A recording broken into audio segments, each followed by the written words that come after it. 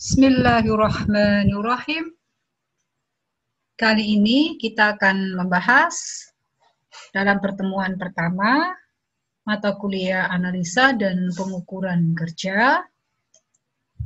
Yang diharapkan dalam pertemuan ini adalah Anda mampu memahami peranan analisis dan pengukuran kerja sebagai salah satu mata kuliah inti keilmuan teknik industri yang tadi sudah saya paparkan sebelumnya di awal perkuliahan ketika kita membahas kontrak dan aturan perkuliahan. Kemudian memahami sejarah keilmuan teknik industri dan kontribusi para pionirnya, lalu memahami konsep kriteria performansi sistem kerja, memahami konsep teknik tata cara kerja, termasuk definisi, tujuan, ruang lingkup, dan aplikasinya. Topik yang akan dibahas dalam pertemuan ini akan pertama tentang sejarah singkat, kemudian kriteria performansi, dan teknik tata cara kerja itu sendiri. Pada awal tahun 1900-an, produksi di industri banyak tergantung pada kekuatan atau gerakan manusia. Waktu itu belum ada metode baku dalam melakukan suatu proses produksi, khususnya menggunakan tenaga manusia, sehingga perlu pengembangan metode atau konsep untuk meningkatkan produktivitas. Hal ini diawali pertama oleh Frederick W. Taylor yang mengembangkan time study, dan beliau disebut sebagai Father of Scientific Management.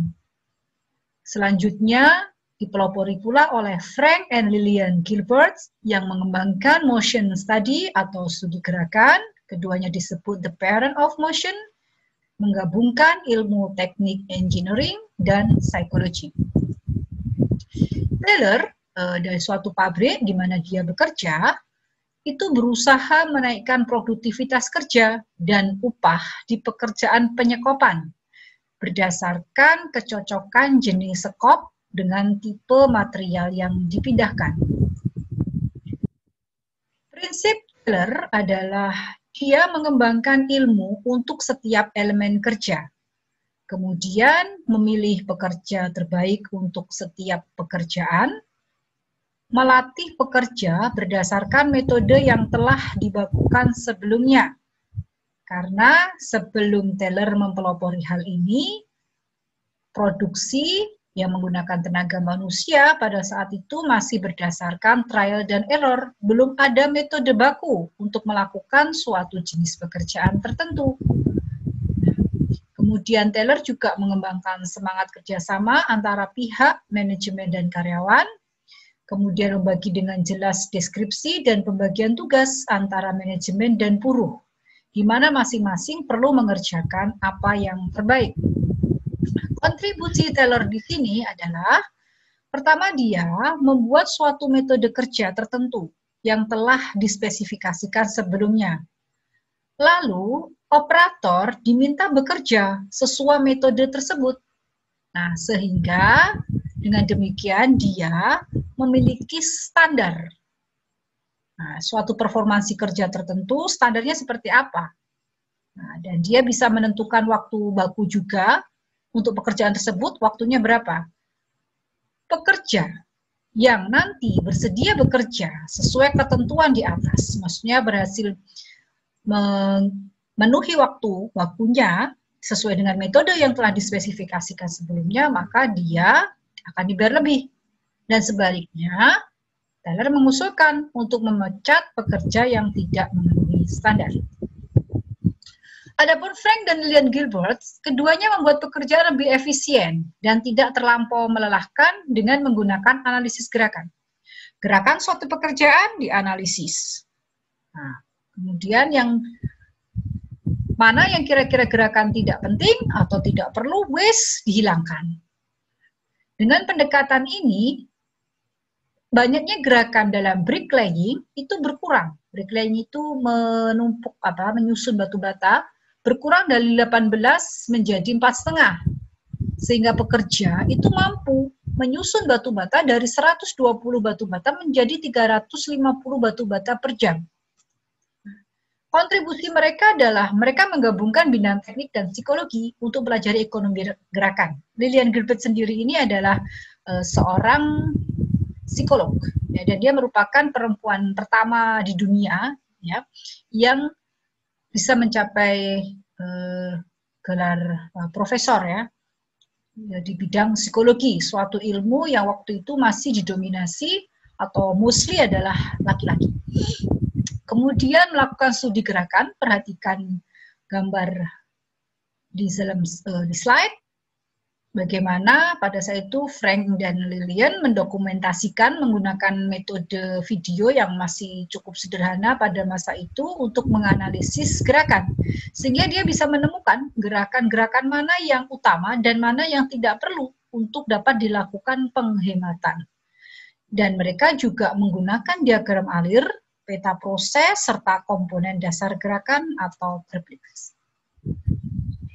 Kontribusi ketiga adalah dilakukan oleh Henry Ford yang mendirikan perusahaan mobil Ford. Beliau ini adalah yang mempelopori adanya assembly line atau berjalan. Pada masa itu, ketika memproduksi suatu mobil, tidak menggunakan sistem ban berjalan seperti yang kita kenal pada saat ini. Tetapi pekerjalah yang berjalan-jalan mendekati komponen-komponen yang hendak dirakit misalkan seperti itu. Tapi dengan konsep sistem berjalan, maka produksi dari satu mobil yang awalnya 12 jam itu hanya menjadi 93 menit. Henry Ford ini mungkin dapat dikatakan sebagai bapak otomotif dunia, ya, sangat diakui karena bisa mengubah wajah Amerika. Kalau kita tahu mobil Ford atau General Ford itu adalah memang diawali dari si Henry Ford ini. Oke, selanjutnya tentang kriteria performansi. Jadi ketika kita menganalisis performa, itu ada beberapa kriteria.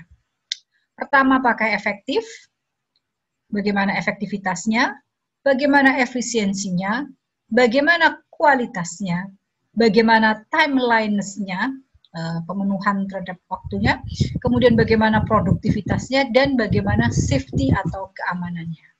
Nah, berikut ini adalah penjabaran dari tiap kriteria tersebut.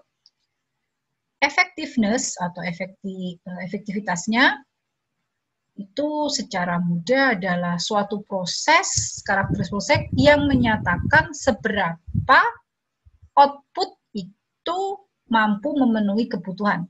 Atau kalau kita tanyakan, are we doing the right things? Apakah kita telah melakukan hal yang benar? Jadi yang kita hasilkan benar tidak? Kemudian efisiensi, proses, karakteristik suatu proses yang menunjukkan seberapa proses itu mampu menghasilkan output yang diinginkan dengan seminimum biaya.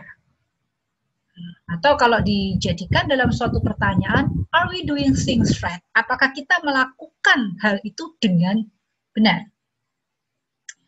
Kualitas adalah seberapa produk atau service itu mampu memenuhi kebutuhan customer, harapan dan kebutuhan customer.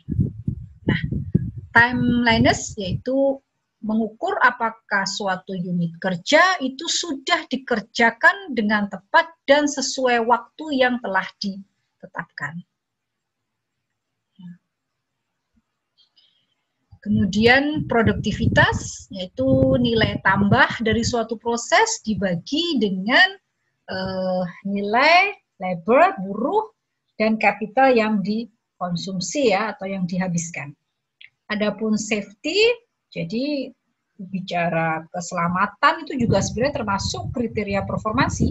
Jadi bagaimana mengukur keseluruhan keselamatan dan kesehatan yang ada dalam suatu organisasi dan lingkungan kerja tersebut, termasuk khususnya pada pekerjanya. Bagaimana cara meningkatkan performansi sistem kerja? Nah,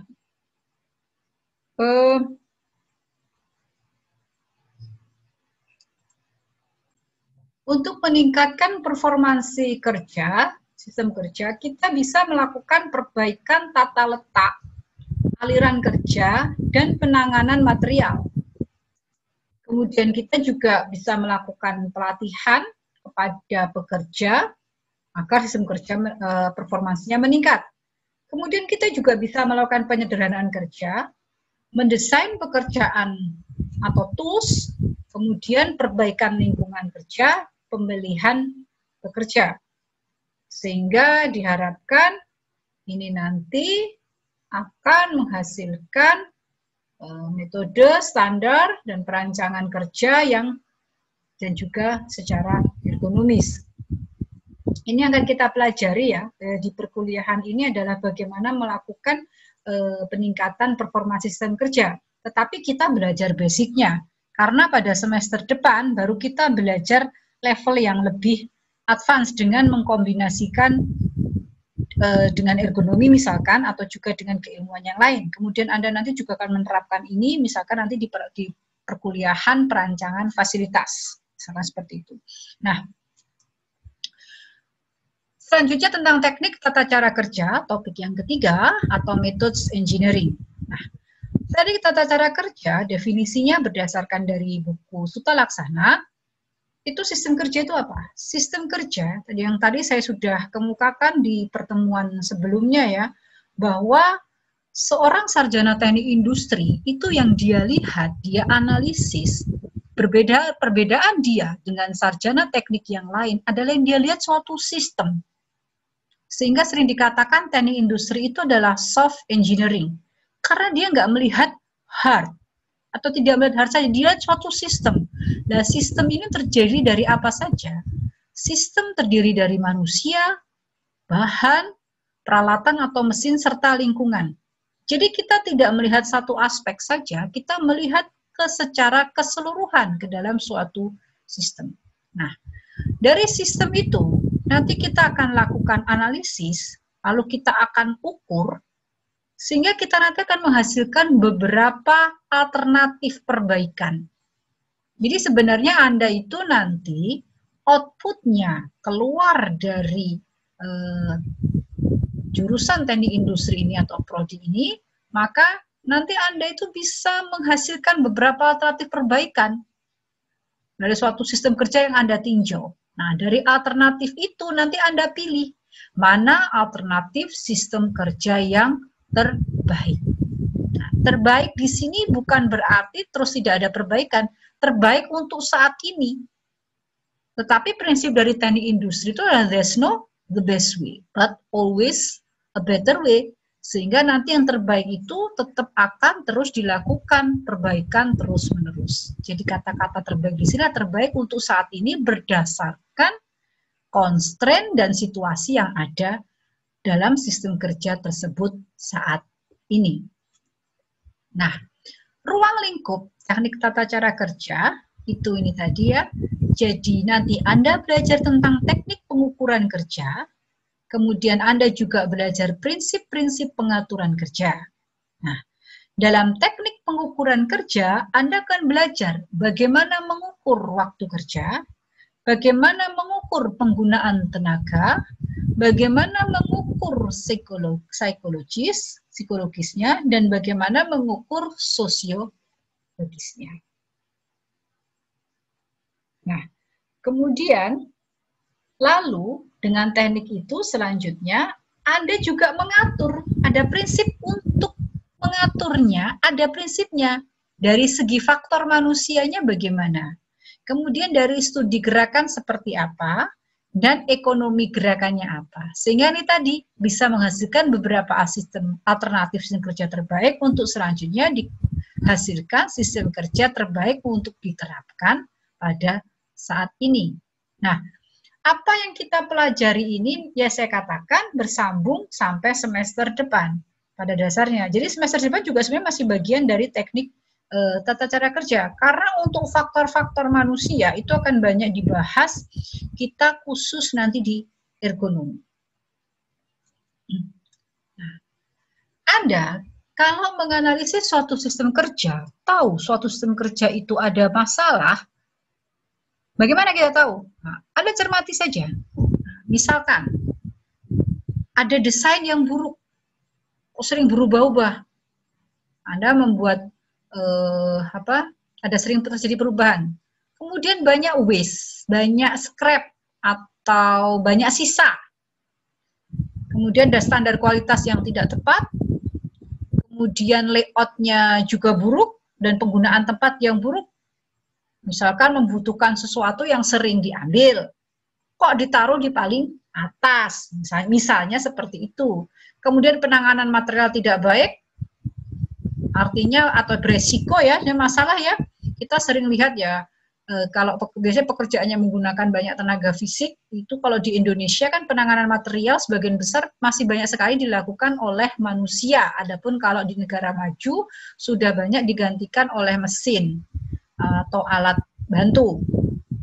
Nah, sehingga di Indonesia sering terjadi kecelakaan kerja atau kemudian terjadi gangguan sakit atau keluhan-keluhan pada pekerja. Nah, itu juga sebenarnya itu tanda-tanda ada masalah. Lalu sering terjadi delay antar proses. Jadi begini, misalkan Anda melihat di suatu pabrik atau di suatu sistem kerja, ada proses A dan proses B. Nah, pada saat mau ke proses B, itu hasil yang dari proses A ini mandek, berhenti sebentar.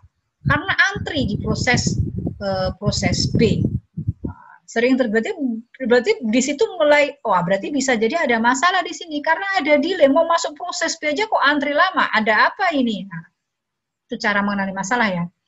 Kemudian metode kerja tidak efektif, mesin atau peralatan sering rusak, perencanaan persediaan buruk, pas butuh barang sering tidak ada. Misalkan seperti itu. Nah, itu juga suatu masalah.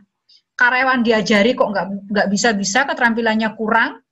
Kemudian banyak tingkat ketidakhadiran karyawan atau keterlambatan, itu juga masalah. Ada apa sebenarnya? Lalu angka kecelakaan cukup tinggi, banyak karyawan yang mengeluh sakit misalkan dan sebagainya, banyak yang absen karena sakit misalkan, atau angka kecelakaan di situ cukup tinggi. Nah, itu juga suatu masalah. Jadi tujuan dari teknik cara kerja itu pertama adalah nanti Anda bisa meminimasi waktu, jelas ya, meningkatkan kualitas dan reliabilitas atau keandalan, meminimasi ongkos material langsung dan tidak langsung, memaksimasi keselamatan dan kesejahteraan pekerja, serta meningkatkan minat pada pekerjaan dan kepuasan pekerja. Jadi tujuan di sini Anda lihat aspeknya itu tidak hanya dari segi sesuatu yang berupa keuntungan finansial saja ya. Misalkan kualitas produk, waktu kan mungkin larinya ke arah finansial, jadi ke arah penghematan ongkos misalkan seperti itu, atau kenaikan profit gitu. Tapi Anda lihat juga, jadi ada keselamatan dan kesejahteraan pekerja, minat pada pekerja. Jadi kita bekerja dengan perasaan yang nyaman, kemudian bersungguh-sungguh, itu merupakan indikasi sebenarnya sistem kerjanya cukup baik. Nah, dan sebaliknya, seperti itu. Lalu aplikasi dari teknik cara kerja banyak ya. Jadi kita bisa melakukan perancangan dan perbaikan metode kerja, kemudian menentukan metode kerja dan waktu kerja yang standar. Jadi Anda nanti bisa membuat suatu metode, seperti teller, Anda bisa membakukan suatu pekerjaan tertentu. Oh, kalau pekerjaan ini, misalkan Anda merakit suatu benda, Anda bisa membakukan gerakannya harusnya seperti itu. ABCD, misalkan gerakannya. Waktunya sekian detik atau sekian menit per gerakan. Seperti itu namanya menentukan metode kerja dan waktu kerja standar, salah satu contoh. Kemudian aplikasinya bisa digunakan untuk memilih dan melatih dan pelatihan bagi kerja, untuk perancangan tata letak, kemudian untuk analisis ekonomi ya karena Anda sudah tahu waktunya, sudah tahu metodenya, maka bisa digunakan untuk menganalisis efisiensi dari segi ekonomi, biaya dan evaluasi pekerjaan. Kemudian bisa untuk reward dan motivasi pekerja, sehingga di dalam berkelan ini seperti dalam pertemuan kita sebelumnya itu akan dibahas juga kan tentang sistem pengupahan dan insentif. Kemudian untuk perencanaan dan pengendalian produksi, jadi Anda bisa mengendalikan produksi, merencanakan dengan baik dan sebagainya. Ini akan Anda pelajari, saya tidak tahu apakah di semester ini atau di semester depan ya. Jadi ada mata kuliah namanya perencanaan dan pengendalian produksi, kemudian perancangan produk, dan masih banyak aplikasi yang lainnya. Sehingga memang sudah tepat Kalau mata kuliah ini ditaruh di semester 5, karena dia akan mendasari mata kuliah di semester-semester selanjutnya. Oke. Kemudian, that's not the best way, but always a better way. Jadi teknik industri itu punya jargon, punya istilah-istilah yang biasanya orang teknik industri yang tahu. Bahwa tidak ada cara yang terbaik, tapi selalu ada cara yang lebih baik. Orang Jepang bilang kaizen, continuous improvement, perbaikan yang terus-menerus. Nah, caranya untuk memperbaiki itu kita pakai prinsip KISS. Nah, apa KISS? Keep it simple. Artinya kita buat sesuatu itu simple. Ingat ya, simple itu tidak selalu tidak berarti mudah ya. Membuat sesuatu itu simple tidak mudah. Anda perhatikan, Anda mendesain, kita sering dengar ada desain minimalis, cukup simple. Anda menggunakan aplikasi seperti di aplikasi di smartphone kan, beberapa aplikasi kan terkenal dengan simple penggunaannya dan sebagainya. Kadang nggak perlu belajar, cuma pakai intuitif aja ada sudah bisa menggunakan seperti misalnya kayak saya menggunakan aplikasi kayak seperti Canva, Photogrid atau bahkan TikTok misalnya seperti itu. Itu kan cukup mudah digunakan, ya cukup mudah digunakan. Tapi apakah mendesainnya mudah? Tidak, mendesainnya cukup sangat rumit. Desainernya bekerja keras untuk meng-create aplikasi seperti itu, tetapi kita buat dia memang cukup mudah untuk digunakan user. Nah. Oke, ini adalah untuk tugas secara detail. Apakah ini akan jadi tugas atau tidak, nanti akan saya umumkan lagi di pertemuan mendatang.